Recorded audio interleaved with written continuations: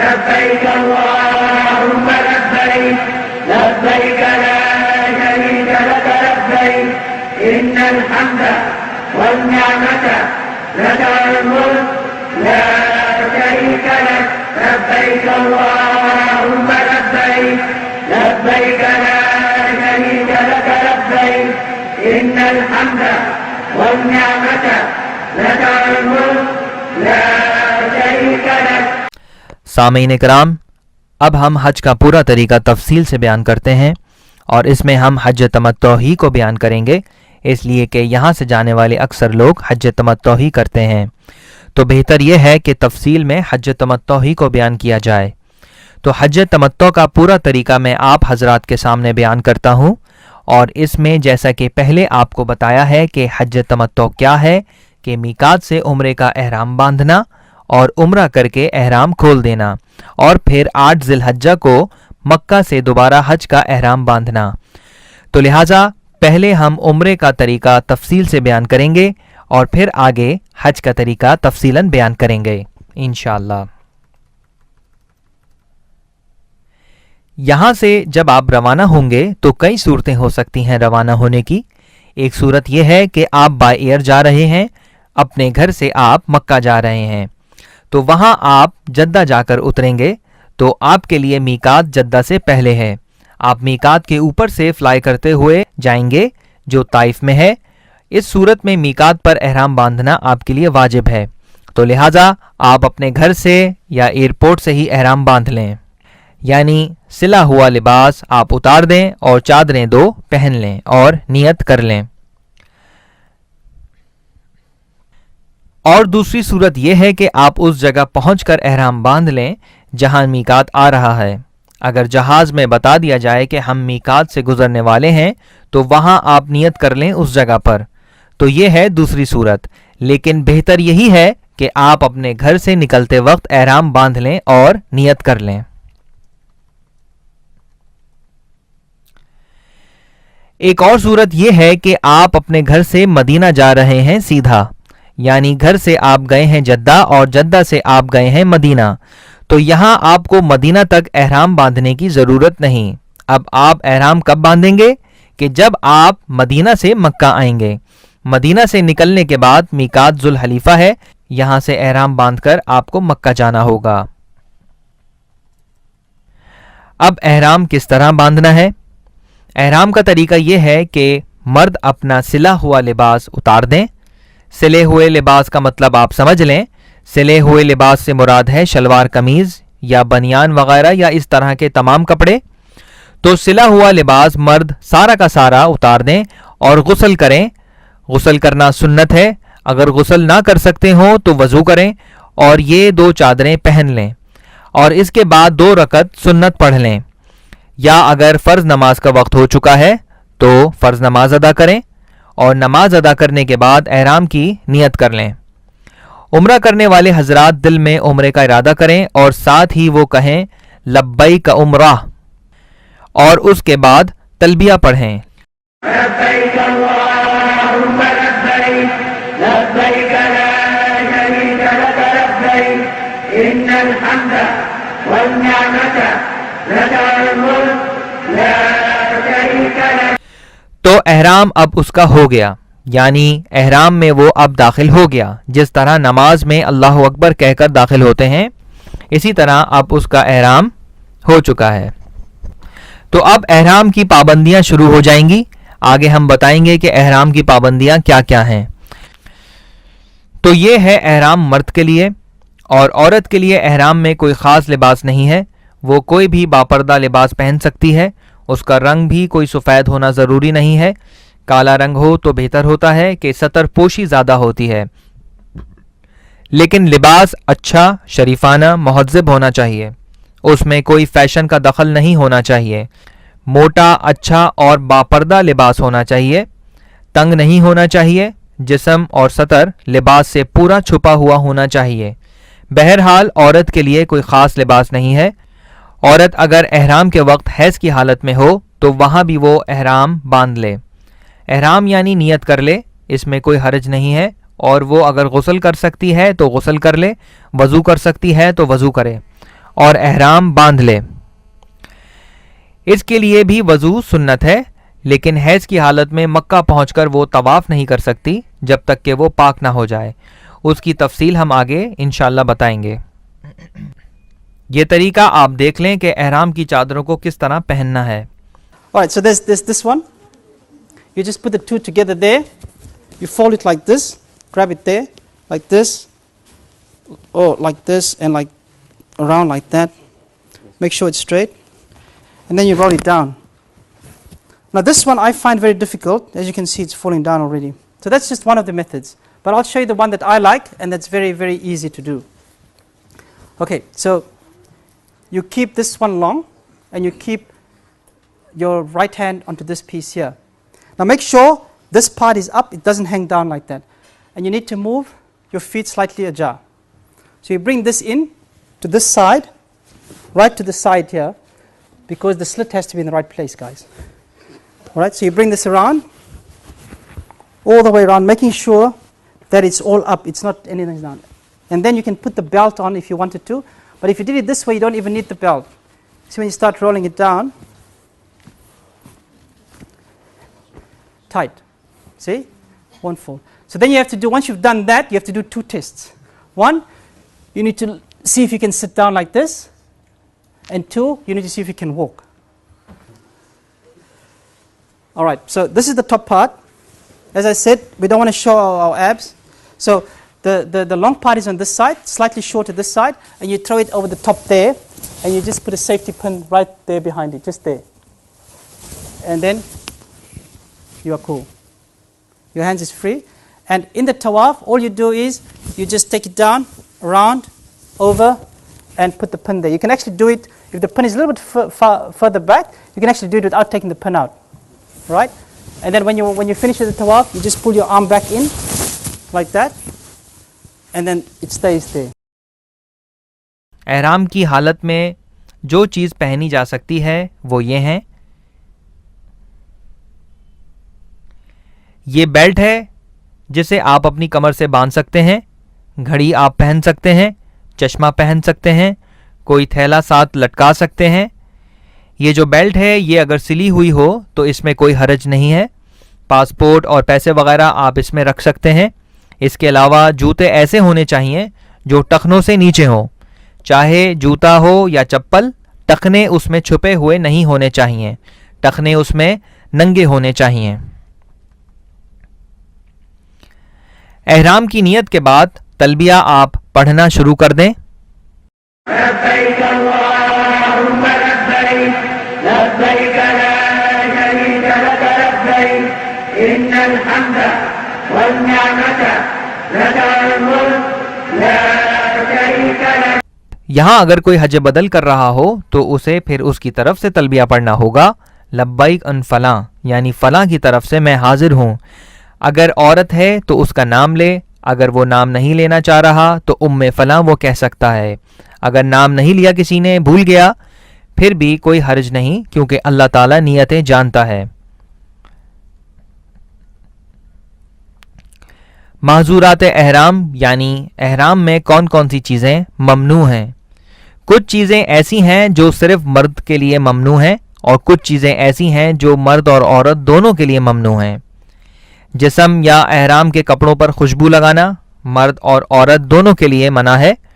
سر یا جسم کے کسی حصے کے بال کاٹنا یہ بھی مرد اور عورت دونوں کے لیے منع ہے. ناخن کاٹنا مرد اور عورت دونوں کے لیے منع ہے.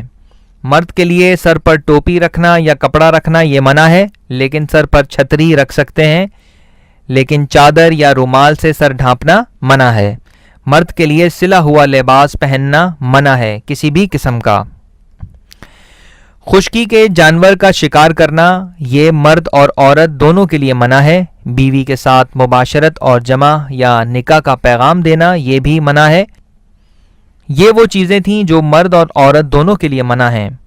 کچھ چیزیں خاص عورتوں کے لیے منع ہیں. عورت دستانے نہیں پہن سکتی احرام کی حالت میں. اسی طرح عورت کے لیے نقاب پہننا منع ہے.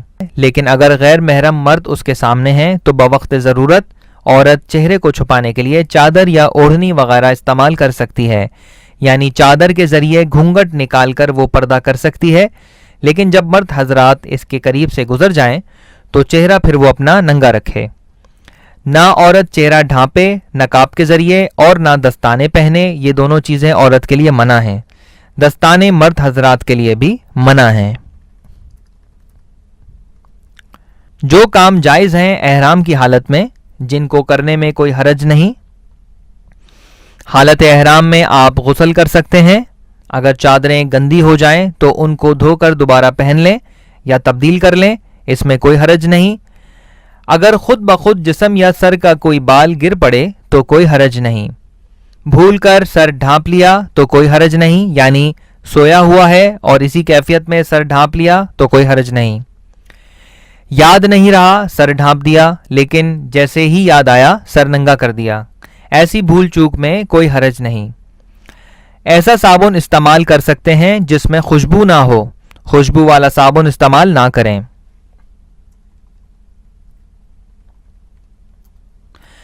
اب مکہ پہنچ کر آپ نے کیا کرنا ہے؟ آپ نے احرام باندھ لیا ہے، اس کے بعد آپ مکہ پہنچ گئے ہیں۔ مکہ پہنچ کر اگر رہائش آپ کی پہلے سے موجود ہے تو بے شک آپ اپنی رہائش میں جائیں، وہاں جا کر اپنا سامان رکھیں۔ پھر اگر آپ آرام کی ضرورت محسوس کرتے ہیں تو بے شک آرام کر لیں چند گھنٹے، کوئی حرج نہیں۔ دوبارہ اگر غسل کر سکتے ہوں تو اچھا ہے، آپ اور زیادہ تر و تازہ ہو جائیں گے، اور پھر آ کر آپ طواف کریں یا مسجد میں داخل ہوں۔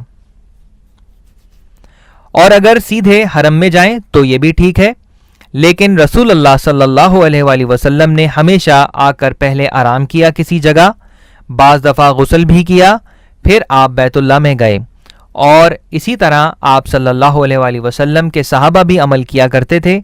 اس لیے بعض لوگ یہ سمجھتے ہیں کہ شاید رہائش میں نہیں جا سکتے، سیدھا بیت اللہ جانا ضروری ہے، تو سیدھا بیت اللہ جانا ضروری نہیں ہے، آپ بلکہ آرام کر لیں تاکہ تھکاوٹ دور ہو جائے تو زیادہ اچھا ہے۔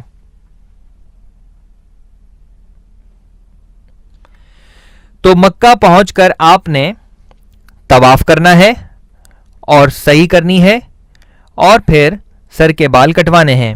یہ 3 کام ہیں جو آپ نے کرنے ہیں۔ اب طواف کا پورا طریقہ ہم بیان کرتے ہیں کہ کیسے طواف کرنا ہے۔ جیسے ہی آپ بیت اللہ میں داخل ہوں تو یہ دعا آپ پڑھیں، بسم اللہ والصلاۃ والسلام علی رسول اللہ، اللہم افتح لی ابواب رحمتک، اور اس کے بعد آپ داخل ہوں مسجد میں۔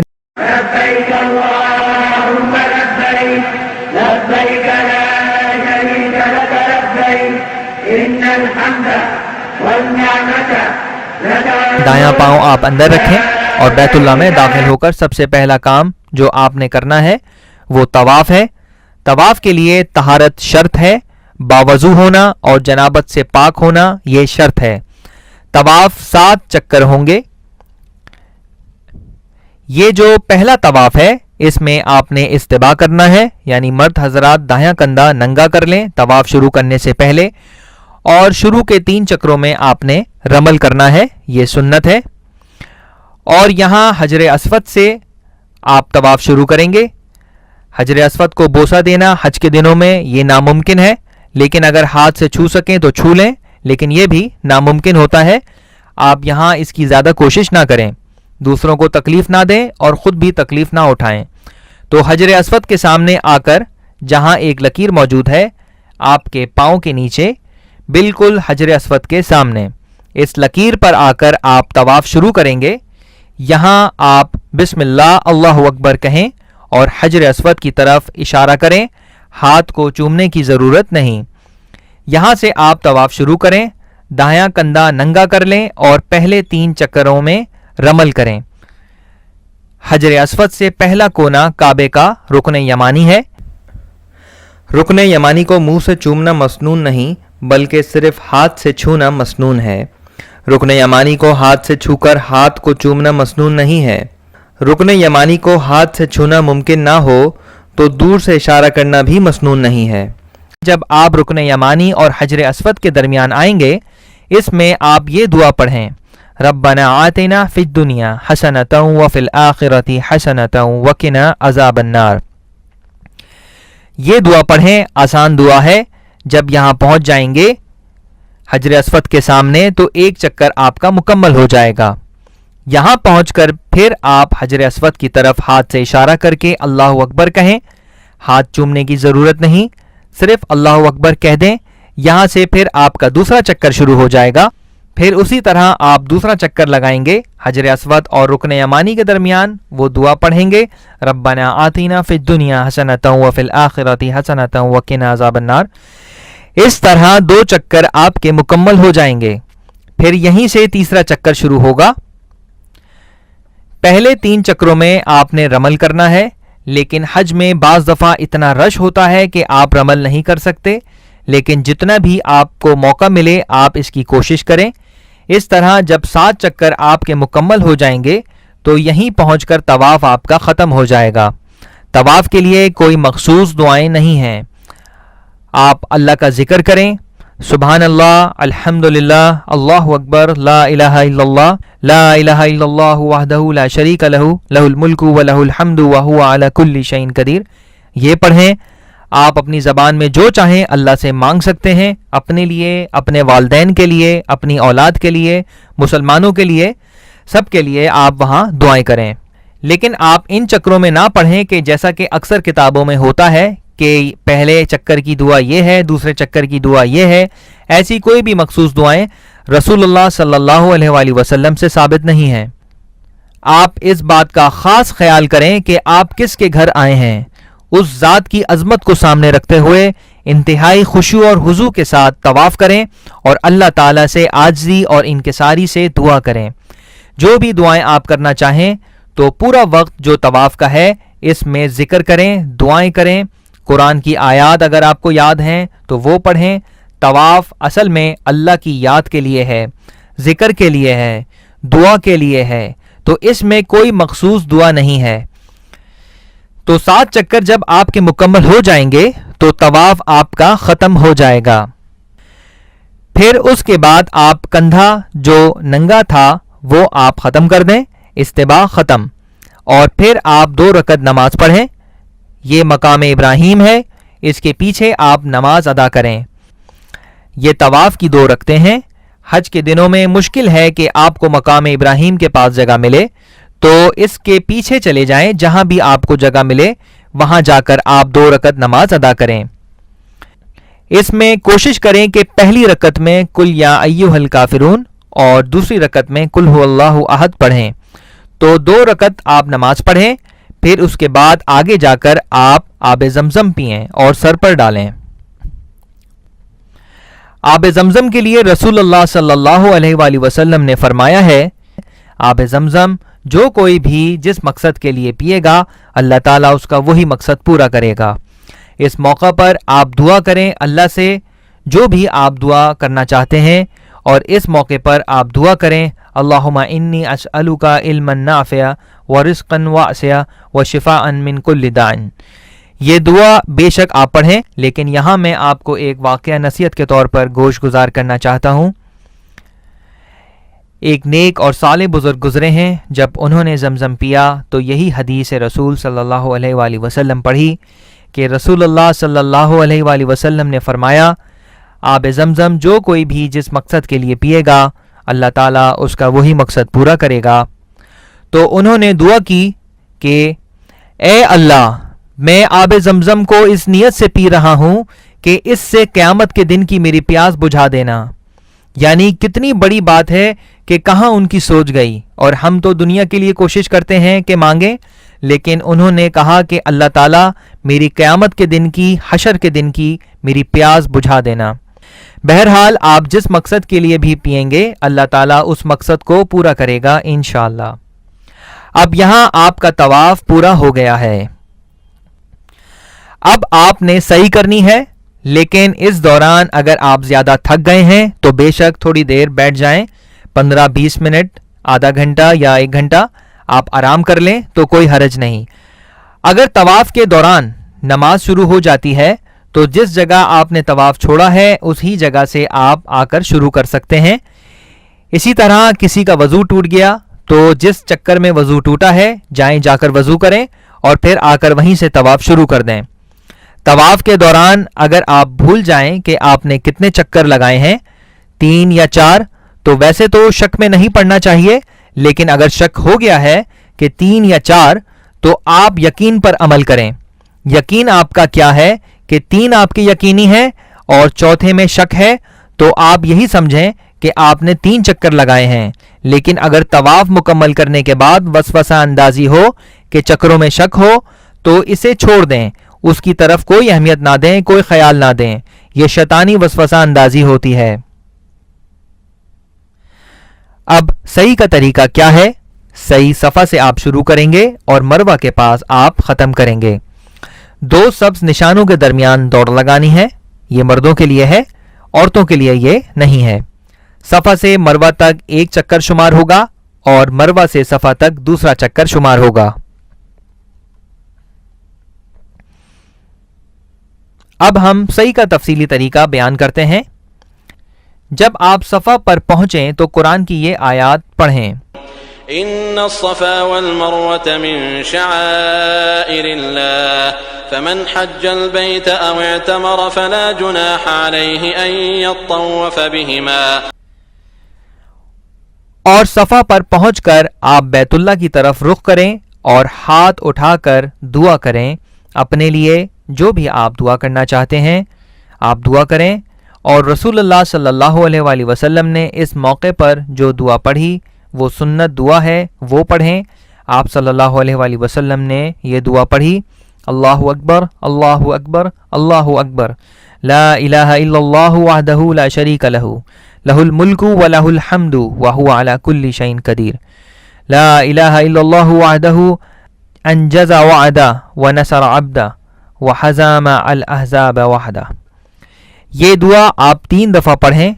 یہ دعا نبی کریم صلی اللہ علیہ وآلہ وسلم نے پڑھی ہے۔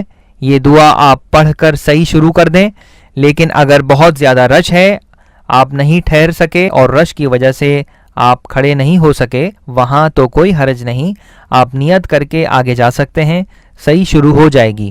دعا سنت ہے، اگر کسی وجہ سے آپ کو دعا پڑھنے کا موقع نہ ملا تو کوئی حرج نہیں۔ تو صفا سے آپ نے صحیح شروع کی اور سبز نشانوں کے درمیان آپ نے دوڑنا ہے، اور پھر مروہ پر جا کر آپ کا 1 چکر مکمل ہو جائے گا۔ مروہ پر جا کر پھر آپ نے یہ دعا پڑھنی ہے قبلہ رخ ہو کر، اللہ اکبر اللہ اکبر اللہ اکبر، لا الہ الا اللہ وحدہ لا شریک لہ، لہ الملک ولہ الحمد وہو علی کل شیء قدیر، لا الہ الا اللہ وحدہ انجز وعدہ ونصر عبدہ وحزم الاحزاب وحدہ۔ اور اگر رش کی وجہ سے آپ نہیں ٹھہر سکے کوئی حرج نہیں۔ پھر جب آپ وہاں سے چلیں گے صفا کی طرف تو صفا پر پہنچنے پر آپ کے 2 چکر مکمل ہو جائیں گے۔ ہر دفعہ سبز نشانوں کے درمیان آپ نے دوڑنا ہے، یہ صرف مردوں کے لیے ہے۔ صحیح کے دوران آپ دعا کریں، اللہ سے جو بھی چاہیں دعا کریں، ذکر کریں، قرآن کی تلاوت کریں۔ صحیح کی بھی کوئی مخصوص دعائیں نہیں ہیں، کثرت سے دعا کریں، اگر اپنی زبان میں اللہ تعالیٰ سے مانگیں یہ زیادہ بہتر ہے۔ اور اگر آپ تھک گئے ہیں صحیح کے دوران تو آپ بیٹھ بھی سکتے ہیں، تھوڑی دیر بیٹھ جائیں، چکر کے درمیان بیٹھ جائیں، پھر آگے شروع کر دیں، اس میں کوئی حرج نہیں۔ اور صحیح کے لیے طہارت شرط نہیں، اگر آپ کا وضو ٹوٹ گیا ہے تو پھر بھی صحیح ہو جائے گی، لیکن طواف کے لیے وضو شرط ہے۔ اسی طرح عورت اگر وہ حالت حیض میں ہے تو پھر بھی وہ صحیح کر سکتی ہے۔ مثلاً اگر طواف کے بعد عورت کا حیض شروع ہو گیا ہے تو اب وہ صحیح اسی حالت میں کر سکتی ہے۔ صحیح کے لیے طہارت شرط نہیں۔ صحیح آپ اوپر والے حصے میں بھی کر سکتے ہیں اور نیچے والے حصے میں بھی کر سکتے ہیں، لیکن اوپر والے حصے میں زیادہ آسانی ہوتی ہے، زیادہ رش بھی نہیں ہوتا اور ہوا کا بھی اچھا انتظام ہے، تو اس کا آپ کو جائزہ لینا ہوگا کہ رش زیادہ کہاں ہے، پھر جہاں آپ کو سہولت معلوم ہو اس جگہ کا آپ انتخاب کریں۔ صحیح کہ جب آپ 7 چکر مکمل کر لیں مروہ پہنچ کر تو اب آپ نے بال کٹوانے ہیں، حلق یا تقصیر، اور عورتوں کا صرف 1 یا 2 پور بال کاٹنا ہے۔ مردوں کے لیے ویسے حلق افضل ہے کیونکہ رسول اللہ صلی اللہ علیہ وآلہ وسلم نے حلق والوں کے لیے 3 دفعہ دعا فرمائی اور تقصیر والوں کے لیے 1 دفعہ۔ لیکن آگے آپ کو حج کرنا ہے تو بہتر یہ ہے کہ آپ بال چھوٹے کروا لیں اور پھر آگے حلق کروا لیں. تو حلق یا تقصیر کے بعد آپ احرام کھول دیں. اب آپ کا عمرہ مکمل ہو گیا. تو یہ ہے عمرے کی تفصیل. تو اگر کوئی صرف عمرے کے لیے جا رہا ہے تو عمرے کا طریقہ یہی ہے، یعنی احرام، طواف، سعی اور پھر بال کٹوانا اور پھر احرام کھول دینا. اس میں رکن ہیں احرام، طواف اور سعی. اور واجب عمرے کے کیا ہیں؟ احرام میقات سے باندھنا اور بال کٹوانا. یہ دونوں چیزیں واجب ہیں عمرے کی. اگر آپ کو یاد نہیں رہا بال کٹوانا اور لباس آپ نے پہن لیا تو پھر دوبارہ آپ لباس اتار دیں اور بال کٹوا لیں تو کوئی حرج نہیں. تو اب آپ کا عمرہ مکمل ہو گیا. آپ چونکہ حج تمتع کر رہے ہیں اس لیے اب آپ اپنا عام لباس پہنیں اور اب آپ اپنی عام حالت میں آ گئے ہیں، کیونکہ جو چیزیں عمرے کی وجہ سے معذورات تھیں اب وہ عمرہ مکمل کرنے کے بعد ختم ہو گئی ہیں. تو اب آپ مکہ میں رہیں اور بیت اللہ کا کثرت سے طواف کریں، نمازیں پڑھیں، ذکر کریں اور کثرت سے اللہ کو یاد کریں. تو یہ ہے عمرے کا طریقہ. لبيك اللهم لبيك لبيك لا شريك لك لبيك إن الحمد والنعمة لك الملك لا شريك لك لبيك اللهم لبيك لبيك لا شريك لك لبيك إن الحمد والنعمة لك الملك لا شريك لك.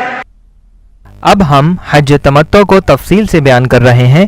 حج تمتع آپ کر رہے ہیں تو آپ نے اب عمرہ مکمل کر لیا ہے اور احرام کھول دیا ہے. اب 8 ذی الحجہ آ گیا ہے، یہ حج کا پہلا دن ہے. اب یہاں سے حج کے اعمال شروع ہوں گے. اس میں احرام باندھنا ہے حج کے لیے. جہاں آپ مکہ میں ٹھہرے ہوئے ہیں وہیں سے آپ احرام باندھ سکتے ہیں. حج تمتع کرنے والے حضرات نئے سرے سے حج کا احرام باندھیں اور حج کی نیت کریں اور لبیک حجن کہیں اور تلبیہ پڑھنا شروع کریں. لبيك اللهم لبيك لبيك لا شريك لك لبيك إن الحمد والنعمة لك الملك لا شريك لك لبيك اللهم لبيك لبيك لا شريك لك لبيك إن الحمد والنعمة لك الملك لا شريك لك. اور 8 ذی الحجہ کو احرام باندھ کر منا روانہ ہو جائیں. منا کا یہ جو قیام ہے یہ سنت ہے. تو منا میں پہنچ کر ظہر، عصر، مغرب، عشاء اور فجر کی نمازیں قصر کر کے پڑھیں. جمع نہیں کرنی، قصر کر کے پڑھیں. اور اس دوران اللہ کو یاد کریں اور منا میں کثرت سے اللہ کا ذکر کریں. لیکن اگر آپ لیٹ پہنچے ہیں یا مغرب کے بعد پہنچے ہیں یا عشاء کے بعد پہنچے ہیں تو جتنا بھی آپ نے قیام کر لیا ہے بہتر ہے. لیکن سنت طریقہ اور زیادہ بہتر طریقہ یہ ہے کہ ظہر، عصر، مغرب، عشاء اور 9 کی فجر کی نمازیں منا میں ادا کریں اور یہ قیام منا کا سنت ہے. اب 9 ذی الحجہ کا دن آ گیا ہے. یہ ہے حج کا دن، اصل حج کا دن. اس کو عرفات کا دن بھی کہتے ہیں. یوم عرفہ 9 ذی الحجہ کا دن اصل حج کا دن ہے. اس دن آپ نے منا سے عرفات جانا ہے. سورج نکلنے کے بعد منا سے عرفات کے لیے روانہ ہوں. عرفات میں ٹھہرنے کا اصل وقت زوال کے بعد شروع ہوتا ہے. عرفات میں ظہر اور عصر کی نماز جمع کر کے ظہر کے وقت قصر کر کے ادا کریں، کیونکہ رسول اللہ صلی اللہ علیہ وآلہ وسلم نے ہمیں ایسا ہی کرنے کا حکم دیا ہے. قصر نمازیں ادا کرنے کے بعد کثرت سے اللہ کا ذکر کریں. قبلہ رخ ہو کر خوب دعائیں مانگیں. یہ پورا وقت ذکر اور دعا کے لیے ہے، کیونکہ یہ ہے اصل وہ دن جو حج کا دن ہے، افضل ترین دن ہے، جس میں اللہ تعالیٰ اپنے بندوں کے قریب ہوتا ہے، بہت زیادہ قریب ہوتا ہے، اپنے بندوں کی بہت زیادہ دعائیں سنتا ہے.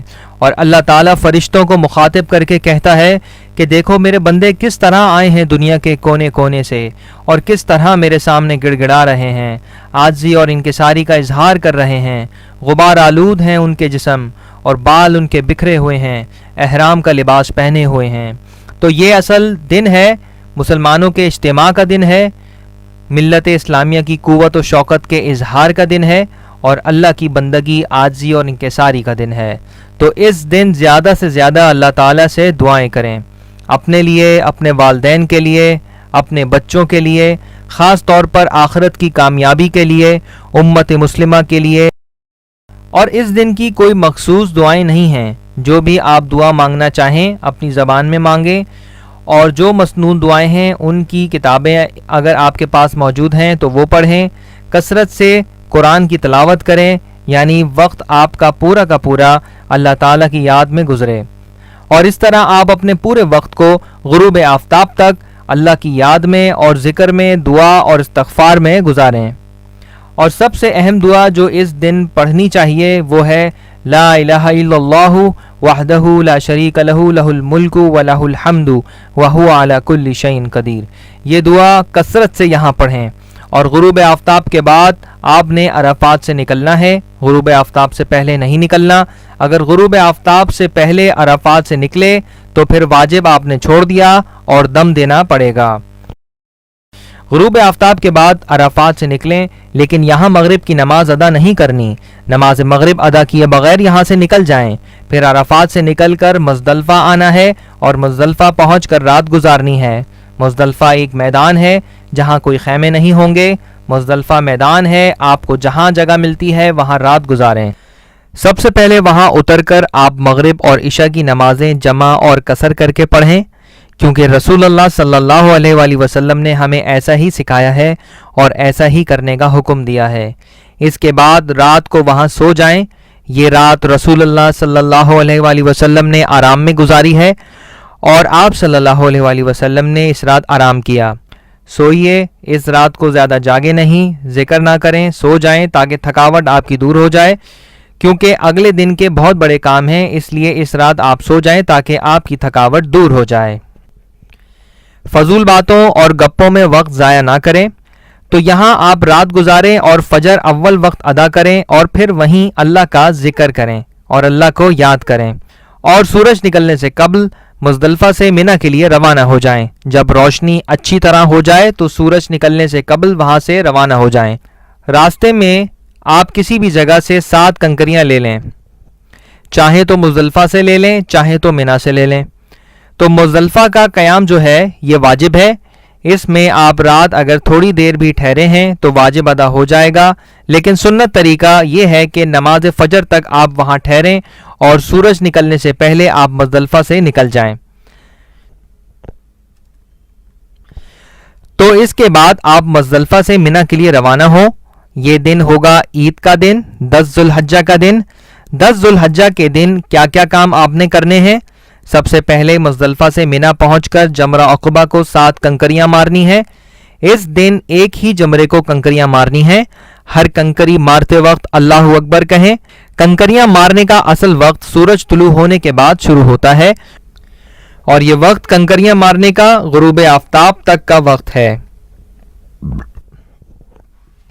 جمرہ عقبہ کو کنکریاں مارنے کا افضل وقت طلوع آفتاب کے بعد چاشت کا وقت ہے، لیکن کسی عذر کی بنا پر 11 ذی الحجہ کی طلوع فجر تک کنکریاں مارنے کی رخصت ہے۔ جمرہ عقبہ کو 7 کنکریاں مارنی ہیں۔ اس کے بعد دوسرا کام ہے کہ آپ نے قربانی کرنی ہے۔ قربانی کا ٹوکن آپ نے لیا ہوا ہے تو سمجھیں کہ آپ کی قربانی ہو گئی۔ تو گویا کہ آپ کنکریاں مارنے کے بعد سر کے بال کٹوا لیں، یعنی حلق کروا لیں، اور پھر احرام کھول دیں۔ تو یہ 4 کام آپ نے کرنے ہیں۔ کنکریاں مارنا ہے جمرہ عقبہ کو، قربانی کرنی ہے، سر کے بال کٹوانے ہیں، اور طواف زیارت کرنی ہے۔ تو یہ 4 کام آپ نے کرنے ہیں۔ تو اب احرام کھول کر آپ اپنے عام لباس پہنیں، خوشبو لگائیں۔ احرام کی پابندیاں اب ساری ختم ہو جائیں گی سوائے ازواجی تعلق کے، یعنی یہ آپ کا تحلل اول ہو جائے گا۔ قربانی کے دن جمرہ عقبہ پر رمی یعنی کنکریاں مارنا، قربانی، حجامت اور طواف زیارت بالترتیب کرنے افضل ہیں، لیکن اگر کوئی شخص جانے بوجھے یا بے جانے بوجھے یا بھول کر آگے پیچھے کر دے تو کوئی حرج نہیں۔ تو 7 کنکریاں مارنی ہیں جمرہ عقبہ کو، قربانی کرنی ہے، بال کٹوانے ہیں، بال کٹوا کر احرام کھول دینا ہے، پھر طواف زیارت اور سعی کرنی ہے۔ طواف افاضہ اور طواف زیارت یہ حج کا رکن ہے۔ 10، 11، 12، 13 میں سے کسی بھی دن آپ طواف زیارت کر سکتے ہیں۔ طواف زیارت کا افضل وقت 10 ذی الحجہ ہے، لیکن 11، 12، 13 میں سے کسی بھی دن آپ طواف زیارت کر سکتے ہیں۔ طواف زیارت یہ حج کا رکن ہے، تو مکہ جا کر طواف زیارت کریں اور طواف کرنے کے بعد سعی کریں۔ سعی بھی حج کا رکن ہے ان حاجیوں کے لیے جو حج تمتع کر رہے ہیں، لیکن جیسے پہلے بھی بتایا گیا ہے کہ جو حج افراد اور حج قران کر رہے ہیں انہوں نے پہلے سعی کر لی ہے عمرے کے ساتھ، تو اب ان پر سعی فرض نہیں ہے، لیکن جو حج تمتع کر رہے ہیں ان کے لیے پہلے جو سعی تھی وہ عمرے کی سعی تھی، اور دوبارہ جو وہ سعی کریں گے طواف زیارت کے بعد وہ حج کی سعی ہوگی۔ تو سعی حج کا رکن ہے، تو حج تمتع کرنے والے حاجیوں کو طواف زیارت کے بعد سعی کرنی ہے۔ جب آپ طواف زیارت کے بعد سعی کر لیں گے تو احرام کی تمام پابندیاں ختم ہو جائیں گی، یعنی اب تحلل ثانی ہو جائے گا، یعنی اب احرام کی تمام پابندیاں ختم ہو جائیں گی۔ اب 11 ذی الحجہ اور 12 کو منی میں قیام کرنا ہے۔ یہ قیام جو ہے یہ واجب ہے، یعنی رات گزارنا واجب ہے، دن آپ باہر گزار سکتے ہیں۔ ایام تشریق 11، 12، 13 کے دوران روزانہ نفلی طواف کرنا مستحب ہے، اور رات کو بھی اگر آپ نے اکثر حصہ منی میں گزارا ہے تو واجب آپ کا پورا ہو گیا۔ تو دن اور رات آپ منی میں گزاریں، کثرت سے اللہ کو یاد کریں۔ تو منی میں یہ مسلمانوں کا اجتماع ایک بستی، ایک شہر کی طرح ہوتا ہے جو 2-3 دنوں کے لیے بسایا جاتا ہے۔ اس میں اس بات کا اظہار ہے کہ امت اسلامیہ کیا ہے، یعنی امت اسلامیہ کسی خاص نسل، رنگ اور قوم سے تعلق رکھنے والے لوگ نہیں ہیں، بلکہ اس میں پوری انسانیت ہے۔ کالے، گورے، افریقی، ایشین، یورپی اور دنیا کی مختلف زبانیں بولنے والے اس امت کے افراد ہیں۔ یہ اس طرح کا شہر اسلام بساتا ہے کہ جس میں دنیا کے کونے کونے سے لوگ آتے ہیں، مختلف زبانیں، مختلف لباس پہننے والے کس طرح بھائی بھائی بن کر رہ رہے ہیں۔ تو یہ ہے اسلام۔ اسلام کسی خاص رنگ و نسل، کسی خاص قبیلے کا نام نہیں ہے۔ تو یہ اسلام کی ایک قوت اور شوکت کا اظہار ہے، اور دنیا کے سامنے ہر سال مسلمان یہ نمونہ پیش کرتے ہیں کہ یہ ہے امت، ایک امت۔ تو یہ امت اسلامیہ ہے، یہ ہے وہ دین جو انسانوں کو جمع کر سکتا ہے، جس میں کوئی تفریق نہیں ہے رنگ و نسل کی اور لباس کی، قومیت کی۔ یہ اظہار ہونا چاہیے منی کے اندر۔ اسی خیال سے آپ منی میں رہیں، اپنے ان تمام بھائیوں سے ملیں جو دنیا کے کونے کونے سے، دور دراز سے آئے ہوئے ہوتے ہیں، ان کے حالات معلوم کریں، ان سے اچھے اخلاق سے ملیں۔ تو یہ احساس ہونا چاہیے ہمیں منی میں ٹھہرتے ہوئے۔ تو 11 کو آپ نے کیا کرنا ہے منی میں رہتے ہوئے؟ تینوں جمرات کو زوال آفتاب کے بعد غروب آفتاب تک کنکریاں مارنی ہیں۔ یہ وقت ہے کنکریوں کا۔ ترتیب سے کنکریاں ماریں جمرات کو۔ سب سے پہلے چھوٹے والے کو، جمرہ اولا کو، اس کو 7 کنکریاں ماریں۔ ہر کنکری پر اللہ اکبر کہیں، اور پھر 7 کنکریاں مارنے کے بعد دعا کریں قبلہ رخ ہو کر۔ دعا کر کے پھر آگے بڑھیں، جمرہ وسطیٰ کی طرف جائیں، اس کو بھی 7 کنکریاں ماریں، اور ہر کنکری پر اللہ اکبر کہیں اور دعا کریں آگے نکل کر۔ پھر آگے آپ جمرہ عقبہ کو کنکریاں ماریں، اور جمرہ عقبہ کو کنکریاں مارنے کے بعد دعا نہیں کرنی، کیونکہ رسول اللہ صلی اللہ علیہ وآلہ وسلم سے ثابت نہیں ہے کہ آخری جمرہ عقبہ کو کنکریاں مارنے کے بعد آپ صلی اللہ علیہ وآلہ وسلم نے دعا کی ہو۔ یہ جو رمی ہے یہ بھی واجب ہے۔ اگر جان بوجھ کر کسی نے چھوڑ دی ہے تو اسے دم دینا ہوگا۔ اگر کوئی ضعیف ہے، کمزور ہے، خود نہیں مار سکتا تو کسی کو وہ وکیل بنا دے اپنی طرف سے۔ اور اگر کوئی رمی کرنا بھول گیا ہے یا کسی وجہ سے نہیں مار سکا تو دوسرے دن اس کی کمی پوری کرے، یعنی 11 کی جو کنکریاں اس نے نہیں ماری تو 12 کو مار لے۔ تو یہ دن آپ نے منی میں گزارنے ہیں۔ 11 کو کنکریاں مارنی ہے اور رات قیام بھی منی میں کرنا ہے۔ اس کے بعد 12 کا دن آ گیا ہے۔ 12 ذی الحجہ یہ حج کا 5واں دن ہے۔ اس دن بھی زوال آفتاب کے بعد جمرات کو کنکریاں مارنی ہیں جس طرح 11 کو ماری تھیں، اور اگر آپ اب منی سے نکلنا چاہتے ہیں تو 12 کو کنکریاں مارنے کے بعد آپ جا سکتے ہیں، لیکن یہاں غروب آفتاب سے پہلے پہلے آپ کو منا سے نکلنا ہوگا۔ اگر غروب آفتاب تک آپ کا ارادہ نہیں ہے نکلنے کا تو غروب آفتاب کے بعد پھر نہیں نکل سکتے۔ اگر کوئی 12 کو نہیں نکلا تو پھر 13 کو بھی اسی طرح کنکریاں مارے۔ 12 کو بھی آپ جا سکتے ہیں، اس کی اللہ نے اجازت دی ہے، لیکن اس شرط کے ساتھ جو اوپر بیان ہوئی ہے، لیکن اگر 13 تک وہیں رکیں تو زیادہ بہتر ہے۔ اب مکہ سے واپسی ہے، آپ مکہ سے گھر آ رہے ہیں واپس، یا مکہ سے آپ مدینہ جا رہے ہیں، تو طواف وداع کریں، جس کا طریقہ وہی ہے، یعنی 7 چکر بیت اللہ کے لگانے ہیں، اور اس طواف کے بعد سعی نہیں ہے، اور یہ طواف عورتوں کو حالت حیض میں معاف ہے۔ یہ طواف مکہ سے نکلتے ہوئے آخری کام ہونا چاہیے۔ اب اس کے بعد مسجد نبوی کی زیارت ہے۔ مسجد نبوی کی زیارت آپ حج سے پہلے بھی کر سکتے ہیں اور حج کے بعد بھی کر سکتے ہیں۔ مسجد نبوی کی زیارت کے وقت یہ بات آپ اپنے ذہن میں رکھیں کہ یہ وہ مسجد ہے جس کی تعمیر آپ صلی اللہ علیہ وآلہ وسلم نے خود اپنے ہاتھوں سے کی، اور یہ وہ مسجد ہے جو حقیقت میں اسلامی حکومت کا مرکز تھی۔ یہاں سے رسول اللہ صلی اللہ علیہ وآلہ وسلم نے اسلام کے غلبے کے لیے ساری جد و جہد کی، اور یہیں سے رسول اللہ صلی اللہ علیہ وآلہ وسلم نے اسلامی حکومت کی بنیاد رکھی۔ مدینہ پہنچ کر آپ صلی اللہ علیہ وآلہ وسلم نے سب سے پہلا کام مسجد نبوی کی تعمیر کی۔ یہیں مسلمانوں کے اجتماعات ہوتے تھے، یہیں اسلامی فوجوں کے لشکر ترتیب دیے جاتے تھے، یہیں سے مسلمان لشکر فتوحات کے لیے نکلتے تھے، اور یہیں قیدیوں کو بھی لا کر رکھا جاتا تھا، اور یہیں رسول اللہ صلی اللہ علیہ وآلہ وسلم باہر سے آنے والے وفود سے ملتے تھے۔ تو یہ مرکز ہے اسلام کا، یہاں سے اسلام کی روشنی آگے پوری دنیا میں پھیلی، اسلام کے غلبے کا اظہار ہوا، اور اس مسجد کی زیارت سنت ہے۔ آپ صلی اللہ علیہ وآلہ وسلم نے فرمایا، جو اس مسجد میں آئے گا اور نماز پڑھے گا اسے 1000 نماز کا ثواب ملے گا۔ تو مسجد نبوی میں داخل ہونے کا طریقہ وہی ہے جو کسی بھی مسجد میں آپ داخل ہوتے وقت جو دعا پڑھتے ہیں وہ دعا پڑھیں، اور اس کے بعد آپ مسجد میں داخل ہو کر سب سے پہلے تحیۃ المسجد پڑھیں۔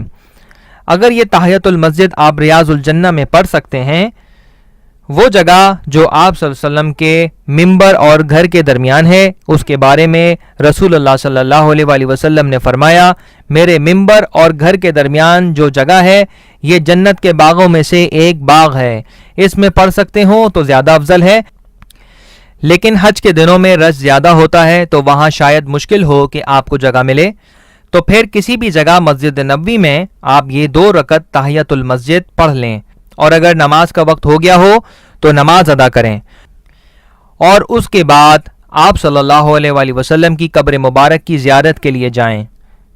تو قبر کی زیارت کا کیا طریقہ ہے کہ آپ جب رسول اللہ صلی اللہ علیہ وآلہ وسلم کی قبر کے سامنے جائیں تو انتہائی ادب اور احترام سے کھڑے ہوں، آواز بلند نہیں ہونی چاہیے، اس لیے کہ رسول اللہ صلی اللہ علیہ وآلہ وسلم کے سامنے اللہ تعالیٰ نے منع کیا ہے کہ کسی کی آواز بلند ہو۔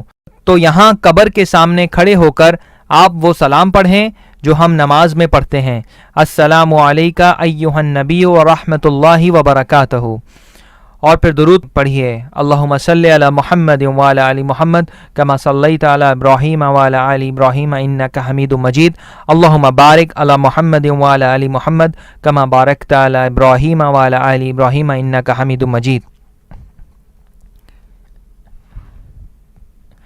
یہاں بے شک آپ رسول اللہ صلی اللہ علیہ وآلہ وسلم کے لیے اپنی زبان میں دعا کریں کہ اے اللہ کے رسول صلی اللہ علیہ وآلہ وسلم، میں گواہی دیتا ہوں کہ آپ اللہ کے رسول ہیں، آپ نے اللہ کا پیغام بندوں تک پہنچایا ہے، اس کا حق ادا کیا ہے، امانت آپ نے ادا کر دی، اور خیر خواہی کا حق آپ نے ادا کر دیا۔ اللہ اس امت کی طرف سے آپ کو بہترین اجر دے۔ یہ دعا بے شک آپ اپنی زبان میں کریں رسول اللہ صلی اللہ علیہ وآلہ وسلم کے لیے۔ یہاں سے آگے آپ جائیں گے تو یہاں حضرت ابو بکر صدیق رضی اللہ تعالی عنہ کی قبر ہے، اور پھر آگے حضرت عمر رضی اللہ تعالی عنہ کی قبر ہے۔ یہاں حضرت ابو بکر صدیق اور حضرت عمر رضی اللہ تعالی عنہ کو بھی آپ سلام کہیں، السلام علیکہ یا ابا بکر، السلام علیکہ یا خلیفۃ الرسول صلی اللہ علیہ وآلہ وسلم، السلام علیکہ یا عمر یا امیر المومنین، ان کے لیے آپ سلام کہیں اور دعا کریں، اور اس کے بعد آپ قبلہ رخ ہو کر اپنے لیے دعا کریں۔ قبر کی طرف رخ کر کے آپ رسول اللہ صلی اللہ علیہ وآلہ وسلم کے لیے درود پڑھیں اور پھر دعا اپنے لیے قبلہ رخ ہو کر کریں۔ قبلہ دوسری طرف ہے، جنوب کی طرف۔ تو یہ طریقہ ہے رسول اللہ صلی اللہ علیہ وآلہ وسلم کی قبر کی زیارت کا۔ اس کے بعد مدینہ میں قیام کے دوران وہ کام مسنون ہیں، یعنی سنت ہیں، جو رسول اللہ صلی اللہ علیہ وآلہ وسلم نے کیے ہیں مدینہ میں۔ ان میں بقیع کی زیارت کریں، کیونکہ یہاں رسول اللہ صلی اللہ علیہ وآلہ وسلم اکثر تشریف لے جایا کرتے تھے، تو آپ بقیع جائیں، وہاں جا کر ان کے لیے دعائے مغفرت کریں۔ اور اس کے بعد مسجد قباء ہے۔ یہ وہ مسجد ہے جس کو رسول اللہ صلی اللہ علیہ وآلہ وسلم نے اپنے ہاتھوں سے تعمیر کیا۔ جب آپ ہجرت کر کے تشریف لے گئے تو سب سے پہلے آپ قباء پہنچے، یہاں آپ نے قیام فرمایا اور پہلا کام یہ کیا کہ مسجد تعمیر کی، اور یہ وہ مسجد ہے جس کا قرآن میں بھی ذکر ہے۔ اس مسجد کے بارے میں اللہ تعالیٰ نے قرآن میں فرمایا ہے کہ یہ وہ مسجد ہے جس کی پہلے دن سے تقویٰ پہ بنیاد رکھی گئی ہے۔ تو رسول اللہ صلی اللہ علیہ وآلہ وسلم ہفتے میں ایک روز مدینہ سے قباء تشریف لے جاتے اور یہاں آپ صلی اللہ علیہ وآلہ وسلم 2 رکعت نماز پڑھتے۔ آپ صلی اللہ علیہ وآلہ وسلم نے فرمایا کہ جس نے اپنے گھر میں وضو کیا، طہارت کی اور وہ مسجد قباء گیا اور وہاں جا کر 2 رکعت نماز پڑھی تو اس کو عمرے کا ثواب ملے گا۔ تو یہ فضیلت ہے اس مسجد کی، کیونکہ یہ اسلام کی پہلی مسجد ہے اس لحاظ سے، یعنی مسجد نبوی سے بھی پہلے یہ تعمیر ہوئی ہے۔ یہ مسجد بڑی عظیم و شان مسجد ہے اور دور سے ہی اس کے مینار نظر آئیں گے آپ کو، تو گھر سے وضو کر کے آئیں اور 2 رکعت نماز ادا کریں تو اللہ تعالیٰ آپ کو عمرے کا ثواب دے گا۔ تیسرا مقام ہے شہدائے احد کہ جہاں جنگ احد ہوئی تھی، یہاں شہدائے احد دفن ہیں۔ ان کی زیارت کے لیے بھی آپ صلی اللہ علیہ وآلہ وسلم تشریف لے جایا کرتے تھے۔ وہاں جائیں اور اس جنگ کو یاد کریں کہ کس طرح مسلمانوں نے قربانیاں دیں، اور یہی وہ لوگ ہیں جن کی قربانیوں سے اسلام کو غلبہ حاصل ہوا، اور ان کے لیے دعائے مغفرت کریں۔ وہاں شہداء کی قبریں ہیں، وہاں حضرت حمزہ کی قبر ہے، حضرت مصعب بن عمیر کی قبر ہے، وہاں پر دوسرے شہداؤں کی بھی قبر ہے وہاں احد پہاڑ کے دامن میں۔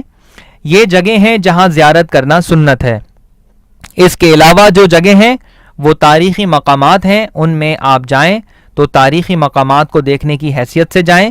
ان جگہوں پر جانے سے کوئی ثواب نہیں ہے کہ فلاں جگہ گئے ہیں تو ثواب ملے گا۔ ثواب کی جگہیں یہ ہیں کہ جن کی زیارت سنت ہے۔ باقی جو مقامات ہیں وہ تاریخی حیثیت رکھتے ہیں، ان میں سے جو چاہیں دیکھیں، تاریخی لحاظ سے ان کی اہمیت ہے، آپ جا کر دیکھ سکتے ہیں۔ اس کے بعد آپ مدینہ میں رہتے ہوئے نماز با جماعت پڑھیں، کثرت سے اللہ کو یاد کریں، خوب دعائیں کریں، اور یہ بھی احساس کریں کہ یہ وہ شہر ہے جو اسلام کا مرکز تھا۔ یہاں سے اسلام کا نور کس طرح دنیا میں پھیلا۔